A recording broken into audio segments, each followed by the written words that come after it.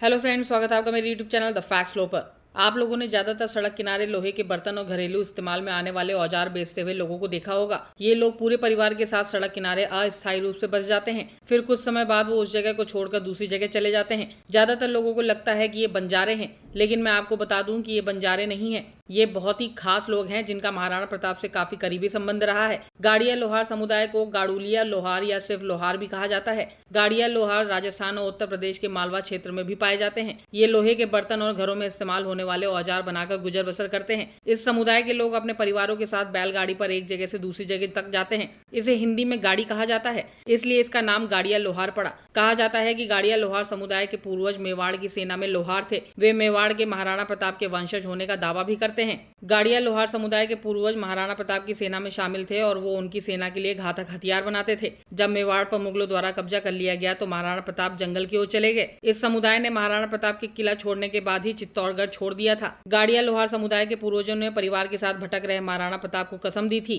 कि जब तक वो चित्तौड़गढ़ पर वापस जीत हासिल नहीं कर लेते तब तक वो कभी भी अपनी मातृभूमि वापस नहीं लौटेंगे और ना ही कभी कहीं बसेंगे, और प्रतिज्ञा ली कि उनके चित्तौड़गढ़ लौटने तक उनके परिवार कभी भी एक छत के नीचे नहीं रहेंगे। और दुर्भाग्य से महाराणा प्रताप कभी चित्तौड़ नहीं जीत पाए, इसलिए गाड़िया लोहार समुदाय आज भी महाराणा प्रताप को दी अपनी प्रतिज्ञा पर कायम है। इसलिए वो ना कहीं बसते हैं और ना ही घर बनाते हैं। तभी से देश के अलग अलग हिस्सों में भटक रहे इस समुदाय को कोई सरकारी सुविधा नहीं मिल पाती, और यही नहीं, जरूरी कागजात ना होने की वजह से उनके बच्चों का स्कूल में दाखिला भी नहीं हो पाता। महाराणा प्रताप की प्रतिज्ञा से बंधे इस समुदाय के लोग अब चाहते हैं कि उनके बच्चे इस प्रतिज्ञा को तोड़कर आगे बढ़ें और अपना भविष्य सुधारें। इन समुदाय के लोगों को किसी दूसरे समुदाय से मेल जोल पसंद नहीं होता। इनका खान पान और रिश्तेदारियां समुदाय के भीतर ही होती हैं। इनकी भाषा में मेवाड़ का लहजा साफ झलकता है। इनका पहनावा और पारिवारिक ढांचा अब भी पुराने नियमों के मुताबिक ही है। अगर आपको मेरे चैनल पर दी गई जानकारी अच्छी लगी हो तो सब्सक्राइब कर दें, लाइक एंड शेयर भी करें, और आगे इसी तरीके की नई जानकारी पाने के लिए बेल आइकन दबाना ना भूलें। Bye bye.